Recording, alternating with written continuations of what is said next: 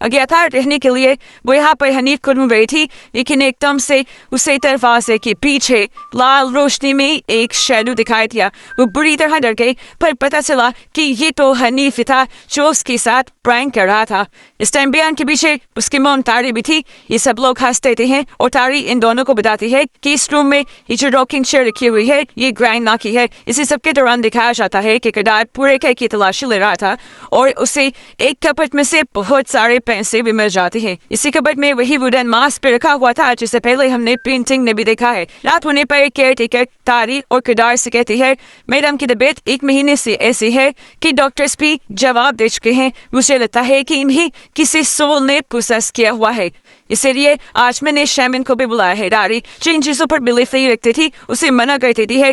दूसरी तरफ अब हनीफ का बोट वाई जिससे वो बेयान को तंग कर रहा था वो गुम हो जाता है और जब बेयान उसे ढूंढ रही होती है तो उसे क्लाइमा के बैग के नीचे से उसकी आवाज आती है। देते हुए वो रूम में जाकर जैसे ही बैग के नीचे से कार निकाल कर बाहर निकल ही रही होती है तो एकदम से क्राइमा छटका लेते ही ऊपर से नीचे बेयान के ऊपर गिर जाती है और लगातार क्राइमा को इस टाइम छटके लगते रहती है।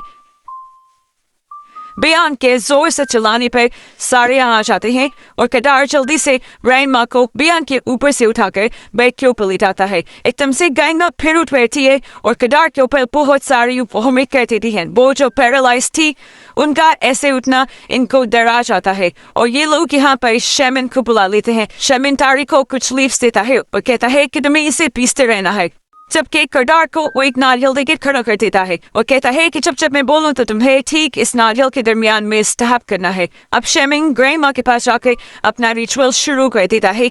जैसे जैसे वो कुछ न कुछ पढ़ता जा रहा था ग्रैंडमा के जिस्म और ज्यादा तेजी से रहा था जैसे उनकी बॉडी तड़प रही हो। रिचुअल करते करते बार बार वो किरदार को नारियल के अंदर स्टैब करने को कहता था और जब जब किरदार नारियल को स्टैब करता था ग्रैंडमा के चीरे के अंदर से एक नीडल बाहर निकल आती थी। ऐसे ही करते करते बहुत सारी नीडल्स ग्रैंडमा के मुंह से बाहर निकलती हैं और जैसे ही सारी नीडल्स बाहर निकल जाते हैं तो ग्रैंडमा की मौत हो जाती है। शॉकिंग सीन ये था कि उसके मरते ही उसकी बॉडी एकदम से जवान औरत से इंतहाई बूढ़ी औरत की बॉडी के अंदर ट्रांसफॉर्म हो गई। पर 10 सेकेंड्स के ये ट्रांसफॉर्मेशन देख के सबका मुंह खुला का खुला रह गया। शमीन ने इन लोगों को बताया कि ग्रैंडमा पहले किसी रिचुअल का हिस्सा रही थी और इन चार्म नीडल्स की वजह से उन्हें नेचुरल मौत नहीं आ रही थी। शैमन किरदार को वो नीडल्स देकर कहता है कि इन्हें तुम्हें वही पहुंचाना है जहां से ये आए हैं। शैमन उन्हें ये भी कहता है कि क्योंकि ग्रैंडमा ने अपनी बॉडी के साथ ही बहुत से एक्सपेरिमेंट किए थे और रिचुअल्स किए थे, इसलिए